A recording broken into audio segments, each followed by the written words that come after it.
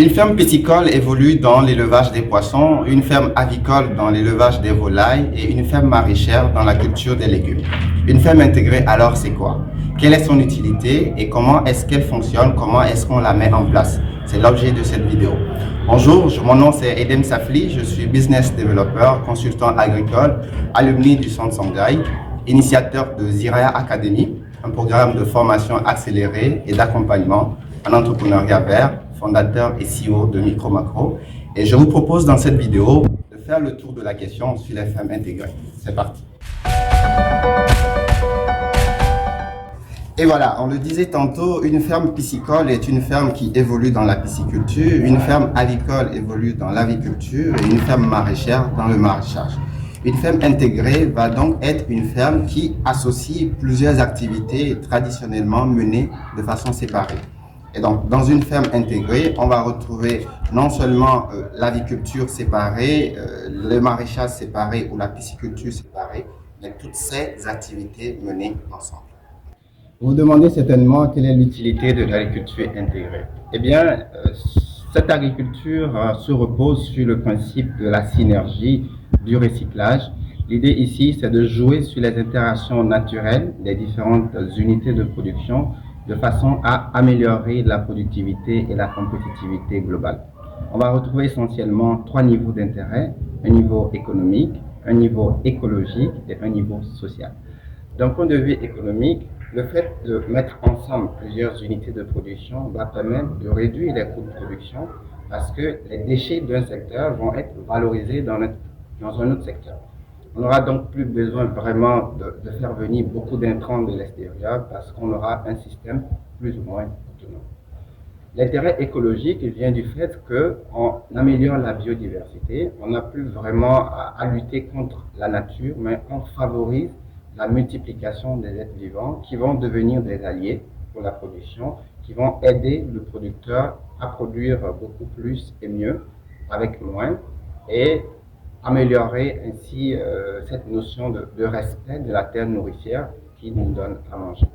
Enfin, l'intérêt social vient du fait qu'on a dans cet environnement un microclimat, une meilleure apparence du paysage.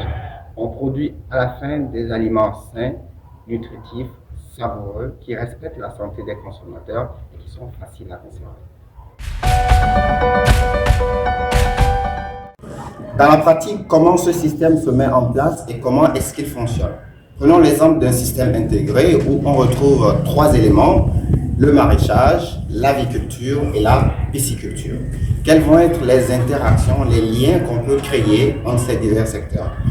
Le maraîchage va envoyer à l'aviculture des plantes médicinales qui vont être introduites dans l'alimentation et qui vont améliorer la santé des volailles. L'aviculture, à son tour, va envoyer au maraîchage des fertilisants grâce aux fientes qui vont se mélanger à la litière et qui vont permettre d'améliorer la croissance des légumes. Entre l'aviculture et la pisciculture, on va retrouver d'autres liens.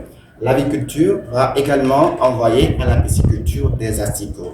Les asticots, en fait, vont provenir des fientes, des déjections de ces volailles qu'on va utiliser pour produire des larves de mouches, des asticots, on les appelle, qui sont très riches en protéines, qui vont être donc incorporés dans l'aliment des poissons ou être utilisés directement pour nourrir les poissons.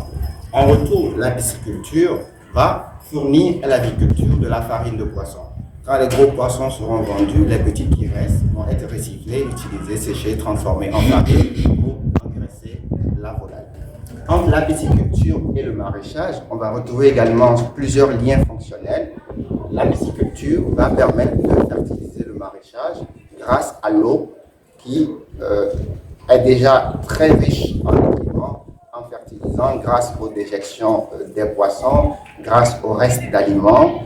Cette eau qui, au lieu d'être jetée, va être réutilisée pour fertiliser les pieds au niveau du maraîchage.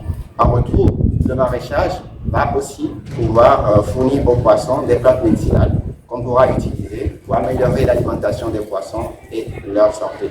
Vous avez donc remarqué, chaque secteur apporte quelque chose à un autre secteur et c'est le fait d'augmenter ces interactions naturelles positives au niveau des divers secteurs qui va faire toute la force du système intégré.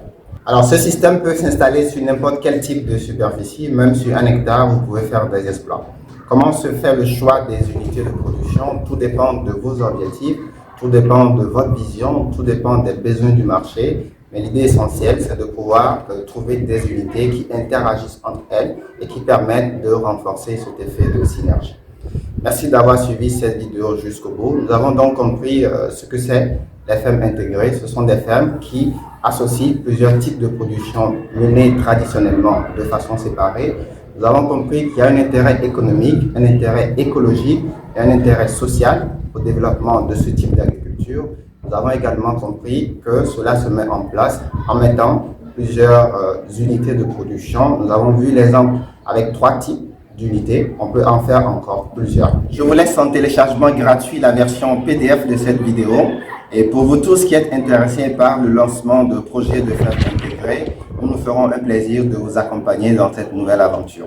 Vous qui nous suivez pour la première fois et qui ne vous êtes pas encore abonnés, merci de le faire et d'activer la cloche de notification pour ne pas rater nos prochaines vidéos. Pour ma part, je vous dis à très bientôt. C'était Idem Safri de Micro Macro.